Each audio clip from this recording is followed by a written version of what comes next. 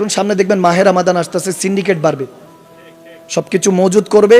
রমাদানটা আসলে সাহাবায়ে কেরামদের যুগে ছিল কমিয়ে দিত, দাম যা ছিল 2 দিরহাম হলো ওটাকে 1 দিরহাম করতো। এখন হলো মনে করেন 5 টাকার জিনিস দেখবেন 50 টাকা দিয়ে কিনতে হবে। আসতেছে, সামনে আসতেছে, টেনশন নিয়ে না। আল হক কুমরুন, হক কথা তিতা। নিসফু শাবান চলতেছে, সুবহানাল্লাহ। আমার নবী বলেন এই শাবান আমার মাস, আর সামনে আসতেছে রমাদান, আল্লাহর মাস। কার মাস আসতেছে সামনে? আর এখন কার মাস চলতেছে? নবীজির মাস। কার মাস? সাল্লাল্লাহু তাআলা আলাইহি ওয়াসাল্লাম। সুবহানাল্লাহ পড়েন না? হযরত আবু বকর, ওমর, ওসমান, হায়দার 1,24,000 মতান্তর 2,36,000 সাহাবায়ে রাসূল দুনিয়াতে এসেছিলেন। কেউ কোনো মঙ্গল গ্রহ থেকে আসেন না, এই দুনিয়ার বাসিন্দা ছিলেন। আওয়াজ দিতে হবে, ঠিক কিনা বলেন? আচ্ছা, এই দুনিয়ার যে বাসিন্দা ছিলেন তেনারা কাফের আজম থেকে ফারুক আজম ওমর ইবনুল খাত্তাবও হয়েছে। সুবহানাল্লাহ। এত আদলে ইনসাফ করতেন হযরত ওমর তেনার শাসন আমলে। কেউ যদি গোশত একদিন কিনলো, মনে করেন আজকে গোশতের দোকান থেকে গোশত কিনছে, পরের দিন যদি কিনতে যেত হযরত ওমর ট্যাক্স বসায় দিত। হ্যাঁ, বান্দা খাওয়ার জন্য খাবার পায় না, তুমি গোশত 2 বেলা খাইতেছো, তার ট্যাক্স দাও, তার কর পরিশোধ করার বাধ্য করো, দেখে তো কর পরিশোধ করতে পরের দিন। সুবহানাল্লাহ। আমাদের এখন হলো মন্ত্রী যদি হয় কোন রকম, সব সন্তানরা পড়াশোনার জন্য আমেরিকা। ভালো মতো শুনে, একদিন মদিনার মধ্যে বাজার বসেছে, এক ঘোড়া বিক্রেতা আসছে। তো ওমর আমিরুল মুমিনিন তখন 24 লক্ষ মোরাব্বা মিলের হুকমারান, তিনি মালিক। সুবহানাল্লাহ। সেই ওমরের কথা বলছি যে রোম সালতানাতের কাছে চিঠি লিখে বলতো, আমি ওমর ইবনুল খাত্তাব গোলামে মুস্তাফা, আমি তেনার বান্দা, আল্লাহর বান্দা। আমি ওমর কারো কাছে আরজি মিন্নতি করি না, আমি হুকুম দেই। সুবহানাল্লাহ বলেন। আমি ওমর হুকুম দেই, হয়লে আমার সাথে যুদ্ধ করো, নাহলে কলমা পড়ো। কলমা পড়লে আমি আর মুসলমান হয়ে মুসলমান উপরে জুলুম করে না। সুবহানাল্লাহ। বলে আমি হুকুম দিচ্ছি, তলোয়ার নাও, যুদ্ধ করো, নাহলে কালমা পড়ো। তখন বলতেছে কালমা পড়বো না, যুদ্ধ করবো ওমরের সাথে। মাথা খারাপ হইছে। সুবহানাল্লাহ। আরো জোরে পড়েন না সুবহানাল্লাহ বলেন না? সে ওমরের কথা বলছি যাকে দেখলে শয়তান 40 দিন পর সে রাস্তা দিয়ে হাঁটতো না। 40 days later ওই রাস্তা দিয়ে, যে রাস্তা দিয়ে ওমর হেঁটে যাবেন 40 দিন পর। কয়দিন পর? আমার যুবকগুলি হযরত ওমরের সুন্নতে যাতে চলে আসে, একটু বলুক না কয়দিন পরে? 40 দিন। 40 দিন পর শয়তান সেই রাস্তা দিয়ে হাঁটে না, হযরত ওমর সেই রাস্তা দিয়ে হেঁটে যাবেন। সুবহানাল্লাহ। এই শান দিয়েছেন কে? ওমরকে। হযরত ওমরকে এই শান দিয়েছেন কে? ঘোড়া দেখলো, পছন্দ হলো।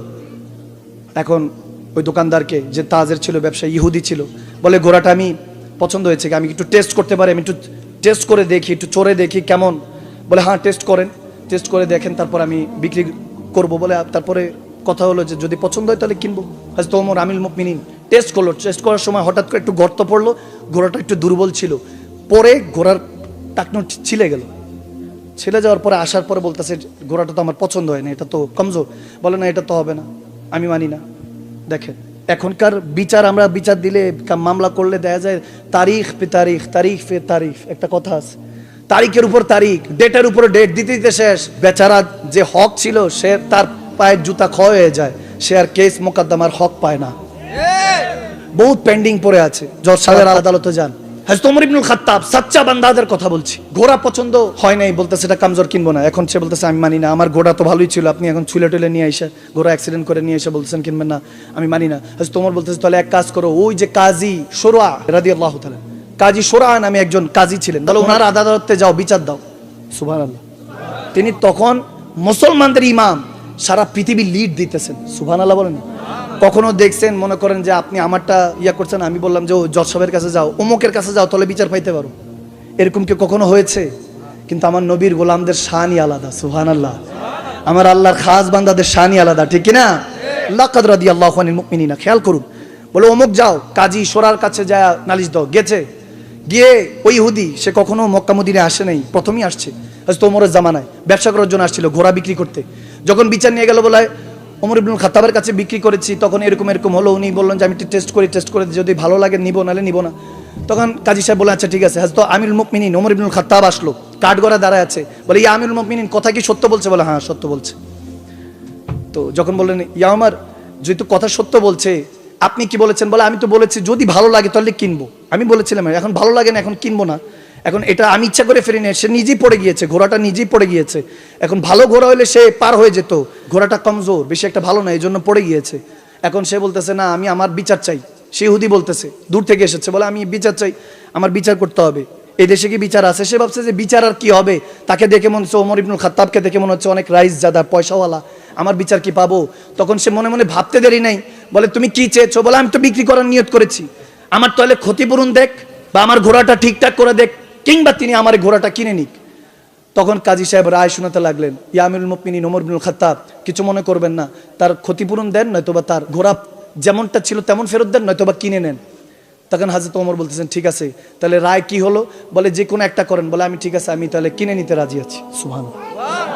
ওই ইহুদি তো একটা টাসকি, অবাক হয়ে গেল যে আয় হ্যাঁ কিনে নিচ্ছে, আচ্ছা ঠিক আছে, বিক্রি করলো। এরপরে কাজী সাহেব বলেন দাঁড়ান, বিচার শেষ হয় নাই, বিচার আরো আছে।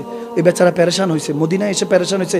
ইয়া আমার ইবনুল খাত্তাব, কিছু মনে করবেন না, সে যেহেতু পেরেশানি হয়েছে, তাকে খাবারের ব্যবস্থা দিতে হবে, তাকে খাবার খাওয়ার ব্যবস্থা করতে হবে। আপনি খাবার খাওয়ার ব্যবস্থা করেন এবং তার যাতায়াতের খরচও দিতে হবে। সুবহানাল্লাহ। আমিরুল মুমিনিন, তিনি বাদশাহ, তিনার জামানার কথা বলছে। এখনকার আমাদের তো প্রোটোকলের শেষ নাই, সামনে পিছনে গাড়ি, আপনি আমি যেতে যাইতাছি, অ্যাম্বুলেন্স দেখি, অ্যাম্বুলেন্স দাঁড়ায় আছে কেন? মন্ত্রী সাহেবের গাড়ি যাবে, এমপি সাহেবের গাড়ি যাবে, মন্ত্রী সাহেবের গাড়ি যাবে, এজন্য অ্যাম্বুলেন্সে টো টো চলতেছে, মৃত্যুর সাথে লড়তেছে, কেউ অসুস্থ, দেখা যায় রোড গার্ড ব্লক হয়ে থাকে। আমি আজকালকার কথা বলছি না। দেখেন কেউ কেউ বলে যে আমরা মুসলমান, হাকিকতে মুসলমান না। আমি বলি বোকা, নাদান, বুঝে না। আমাদেরকে দেখে মনে করি ইসলাম এরকম না, আমাদেরকে না। আসেন ওমর ইবনুল খাত্তাবের কাছে, আমার নবীর সাচ্চা গোলামদের কাছে আসেন। সুবহানাল্লাহ। তখন আপনাদেরকে বুঝাবো, পড়াবো যে হাকিকতে ইসলাম কি। কারণ এখন ডে বাই ডে প্রত্যেকদিন মাহফিল, তো প্রত্যেকদিন মাহফিল, এই জন্য মানুষেরই অবস্থা। হাকিকতে যদি ইসলামের কথা হতো, দিনের কথা হতো, এখন হাকিকতের কথা নাই, দিনের কথা নাই, সব বিল্লিসান, জুবানে জুবানে। ওমর ইবনুল খাত্তাব ডাক দিল, তাই বলে ভাই আয়, তোকে একটু খাবার দাবার ব্যবস্থা করি। খাবার দাবার ব্যবস্থা হলো। ওই ইহুদি চোখ দিয়ে পানি পড়ছে, বলে চলো আব্দুল ইবনে ওমরকে, ওনার সন্তানকে, হযরত ওমর বললেন যে যাও সাহেবজাদা যাও, ওনাকে ছেড়ে দিয়ে আসো। তখন বলতেছে আমি এখন আর কোথাও যেতে চাই না, আমি এখানে থাকতে চাই। ইহুদি বলতেছে ইয়া আমিরুল মুমিনিন, আপনার পরিচয় পেয়েছি, আপনি নাকি মুসলমানদের ইমাম। আরে বাদশা যদি এরকম হয়, যিনি আপনাকে এই কালমার দাওয়াত দিয়েছে, আরে ये तो हाल था शान खिदमतगारों की, खिदमतगार खादिमদের শান বলছি। বলে খাদিমদের শান যদি এরকম হয়, সরদার মদিনে का आलम क्या होगा? কমলি ওয়ালা নবীর শান কি? সেই নবীর কলমা পড়ে আমাকে এখনই মুসলমান বানিয়ে নেন। ওই ইহুদি চোখের পানি ছেড়ে কলমা পড়ে মুসলমান হয়ে গেল। সুবহানাল্লাহ। হেদায়েতের মালিক কে? আল্লাহ। ওই আদল ইনসাফ নাই, ওই আদল ইনসাফ এখন নাই। বর্তমানে এখন হলো সব টেকনোলজির জামানাতে আদল ইনসাফ এখন মনে করেন উঠেই গেছে। বলতে আমর বিন আস রাদিয়াল্লাহু তাআলা কুফার গভর্নর বানিয়েছেন হযরত ওমর, কুফার গভর্নর। এখানে আপনি আমি হয়তোবা কেউ না কেউ গভর্নর থাকার কথা। এখন খেলাফত নাই তো, গণতন্ত্র নামে ষড়যন্ত্র শিকার আমরা। আমি গণতন্ত্রকে কখনো ছোট করে কথা বলি না, তবে পলিটিক্স, আই হেট পলিটিক্স। গণতন্ত্র যেটা বর্তমানে চলছে, রাজনীতির নামে মারো কাটো, ধর্মের নামে মারো কাটো, খেলার প্লেয়ারের নামে, দলের নামে মারো কাটো, আমি এগুলোকে পছন্দ করি না। মুমিনও পছন্দ করেন না, ঠিক না?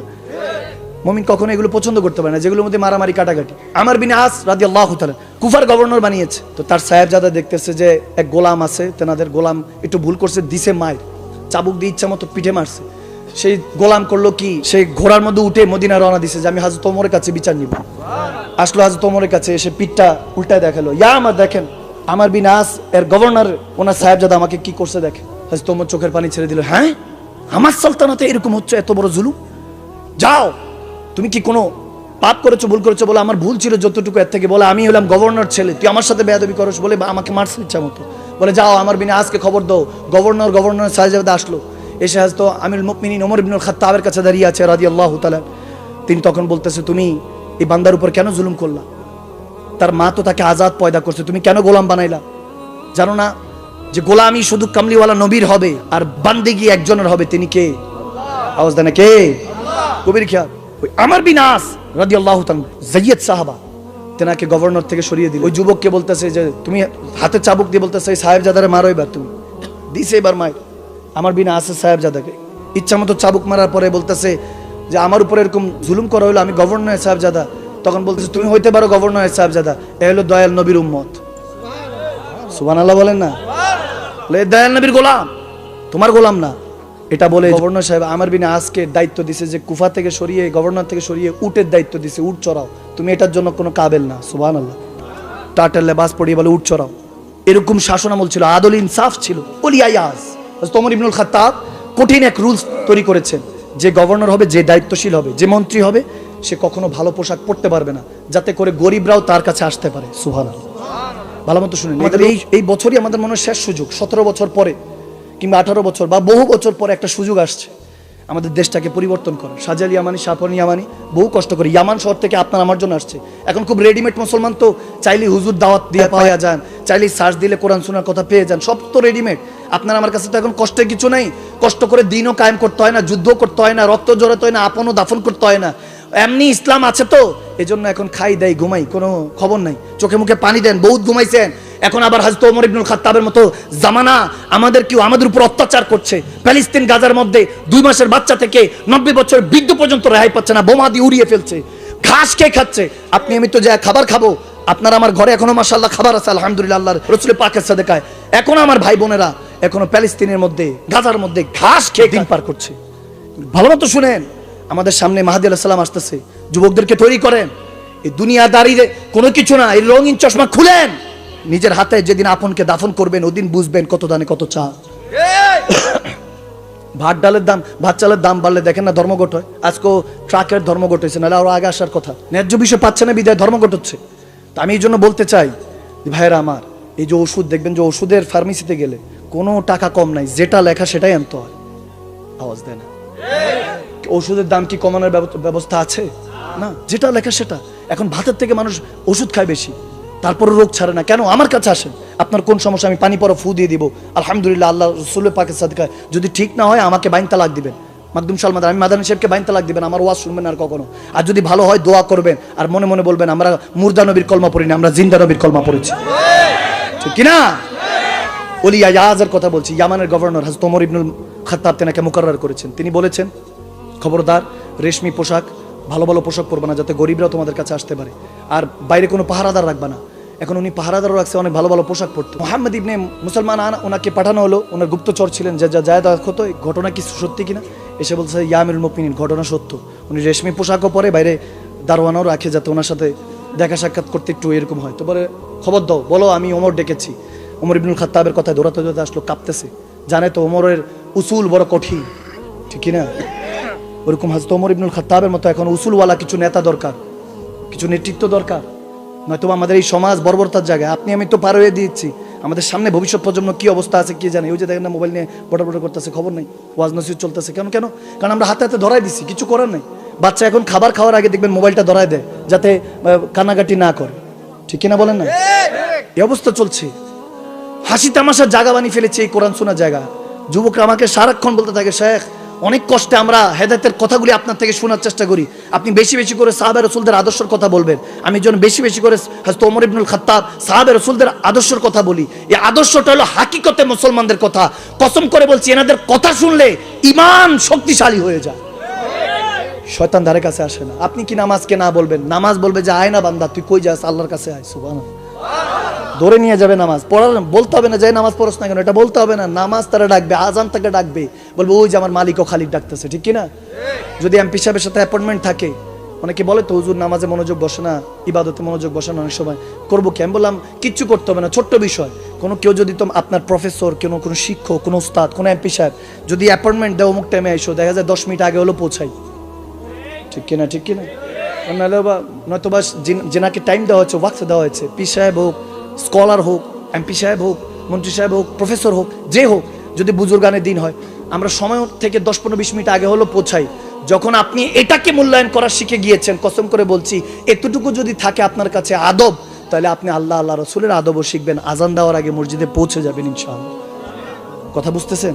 ভালো মতো খেয়াল করেন। সাদ বিন আবি ওয়াক্কাস রাদিয়াল্লাহু তাআলা, হুজুরে পাকের মামা যান, তেনাকে পর্যন্ত ডাকানো হয়েছে যে তিনিও কি এরকম করছেন কিনা, কিন্তু তিনি কখনো এরকম করেন না। উনি ভালো, উনি জান্নাতি সুসংবাদ প্রাপ্ত একজন ছিলেন, সুবহানাল্লাহ। এখন ওলি আয়াজও দাঁড়ায় আছে, সাদ বিন আবি ওয়াক্কাসও দাঁড়িয়ে আছেন, নবীজির মামা যান, এবং হযরত ওলি আয়াজ তিনিও সাহাবা। দুজনকে দাঁড়িয়ে বলতেছে, আপনি কেন পড়েন? বলে কি করব, ওই ভালো পোশাক না পরলে অনেক বড় বড় রাষ্ট্র থেকে মন্ত্রীরা আসে দেখা করতে, পোশাক ভালো না পরলে কি না কি মনে করবে, এজন্য পড়েছি।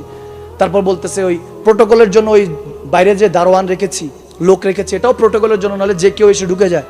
সাদ বিন আবি ওয়াক্কাসের উপরে এটা সেম তহমত লেগেছে। তিনি বলেন যে আমি এরকম করি না, আপনি কেন আমার উপরে অবিশ্বাস করছেন? বলে অবিশ্বাস না, বিচার যেহেতু এসেছে, বিচার করার দায়িত্ব আমি ওমরের। আমি কোনো দুনিয়াদারির খুশির জন্য কোনো কথা করছি না, কিংবা কোনো খুশির জন্য কাজ করছি না। আমি একজনকে হিসাব দিতে হবে, তিনি হলেন কে? আওয়াজ দেন, কে? বলে আল্লাহ রসুলের কাছে আমার হিসাব দিতে হবে, আমি সেজন্য কঠিন এই নিয়ম জারি করেছি। তেনাকে বের করে আবার তেনাকে উটের চাকরি দিছে, যান আপনি উট চড়ান, আপনি গভর্নর হওয়ার দায়িত্ব রাখেন না। ওয়ালি ওয়াসকে উট চড়ানোর দায়িত্ব দিছে।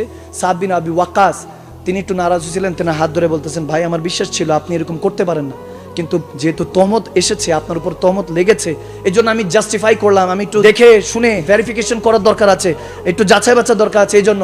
আর যারা তহমত লেগেছে তাদেরকে শাস্তির ব্যবস্থা করব, আপনি নারাজ হবেন না। উনি হাত ধরে বলতেছেন, চুমু খেয়ে বলতেছেন, হাতে বুচি নিয়ে বলতেছেন আমি নারাজ হই নাই, আমি গর্ব করি আপনিও যে নবীর উম্মত আমিও সেই নবীর উম্মত। সুবহানাল্লাহ। এনাদের ছিল অ্যাপ্রিসিয়েশন। আমরা এখন ভুল ধরা দিলে তো সব খারাপ। একজন এসে বলতেছে যে টাকা দাও, জাস্ট বলে এত বছরের সম্পর্ক শেষ করে দিলি, তোর থেকে এটা আশা করিনি, তুই অনেক বছরের বন্ধুত্ব শেষ করে দিলি এক নিমিষে। ওই বেচারা বলতেছে আমি কি বললাম এমন? বলে তুই কি বলছো? বলে আমি তো, তুই যে আমার থেকে টাকা নিছিস আমি ওই টাকাটা চাইলাম।